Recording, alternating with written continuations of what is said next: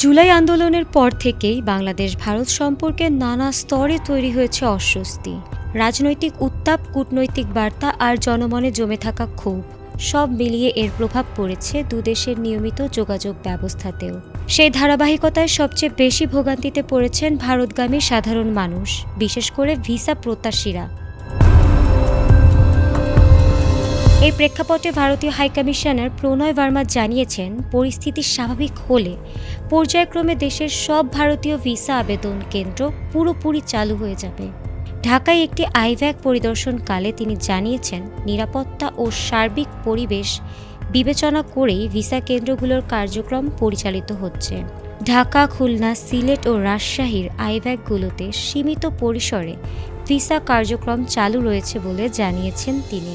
তবে নিরাপত্তাজনিত কারণে চট্টগ্রামের আইভ্যাক সাময়িকভাবে বন্ধ রাখা হয়েছে।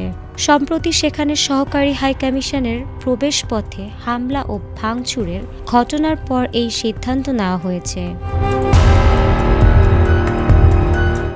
এর আগে ভারতীয় হাইকমিশন জানায়, গত সপ্তাহে নিরাপত্তাজনিত কারণে ঢাকার ভারতীয় ভিসা সেন্টার একদিনের জন্য বন্ধ রাখা হলেও পরিস্থিতি কিছুটা স্বাভাবিক হলে তা পুনরায় চালু করা হয়েছে।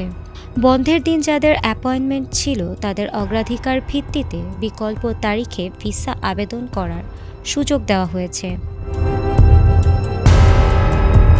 ভিসা আবেদন প্রক্রিয়ায় দালাল চক্র ও ভুয়া নথি এসব অনিয়মের ফলেই প্রকৃত আবেদনকারীদের ভোগান্তি বাড়ছে।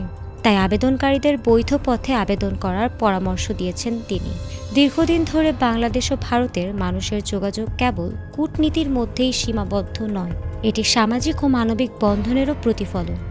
তাই সাম্প্রতিক অচলাবস্থা কাটিয়ে ভিসা সেবা স্বাভাবিক হবে এমন প্রত্যাশাই করছেন দুই দেশের সাধারণ মানুষ। কবে সেই স্বস্তির দিন ফিরবে, এখন সেটাই দেখার বিষয়। ফারহানা হক, এটিএন বাংলা।